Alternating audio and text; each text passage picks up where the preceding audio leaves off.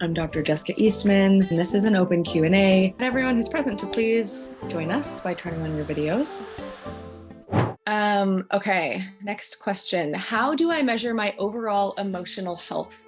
I currently use the feelings exercise to collect data on how I'm feeling in a particular moment, but how do I measure my emotional health, say, over a period of a day or a week? I want to recognize when I'm in an emotional relapse and feel that being able to measure my emotional health is key. This is a really interesting question. I've never heard anyone phrase it like this before. I think that probably there are two main metrics that I would use to assess one's emotional health by themselves or by someone else. I think the first is, how do you feel? Right? So which is probably going to come from you developing a mindfulness practice that invites you to check in with yourself multiple times a day to see, how are you feeling in your body? How are you feeling in your mind? You know, like, do you feel calm? Do you feel relaxed? Do you notice any anxiety? Do you notice any discomfort? Do you notice any frustration? You know, and I think a lot of the work in this work is in turning towards our emotions for long enough to notice that they are there and receive the information that they have for us, because the world that we are raised in and surrounded by constantly is actually telling us to do the exact opposite, which is to say it's telling us to disregard our emotions. And so we have to put a lot of work into actually noticing them. So question one to assess your emotional health is, how do you feel? And question two is, how are you behaving?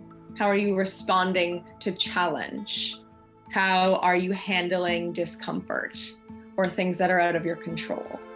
Because you might, in your own perfectly controlled environment, feel like really relaxed and calm and happy. But if the second, you know, like someone cuts you off in traffic, or someone's walking slowly on the sidewalk in front of you, or, you know, like someone doesn't text you back when you expect them to, or, you know, XYZ irritating or unavoidable or frustrating situations, if that instantly triggers you into a pretty big response or a pretty big reaction, I should say, you know, if you end up like, if you're swearing at somebody on the street because they, you know, or you're honking at them because they haven't stepped on the gas immediately when the light turns green, like, I would see those behaviors as an indication that maybe there are some emotions underneath there that you haven't taken a look at, that you haven't noticed are there, and then therefore haven't given them the space to be expressed and eliminated or moved through your body yet.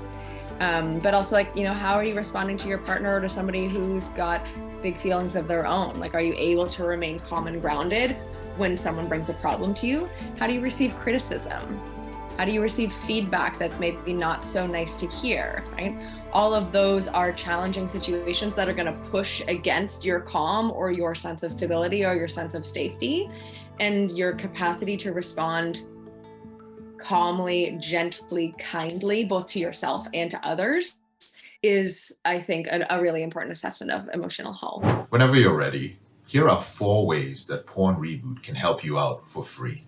The first way is to subscribe to our channel and make sure that you click on the notification bell to get a new video every other day.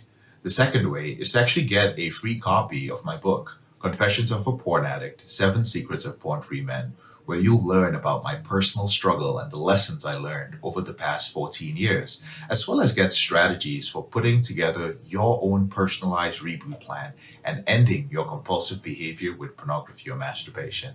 So click on the link in the description below this video to get the free ebook.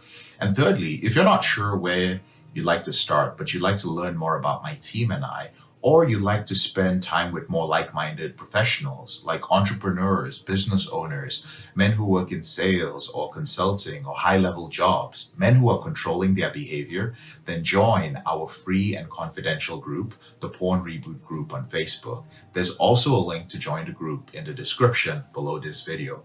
And finally, if you need our help right now because you have a burning issue, it's an emergency, your behavior with pornography is hurting you mentally, you're about to lose your relationship and you want to live up to your potential or be an authentic man and free yourself from shame, guilt, and underachieving, then click on the link in the description below this video that actually says free coaching call, or visit elevatedrecovery.org and click on the link which says book a call.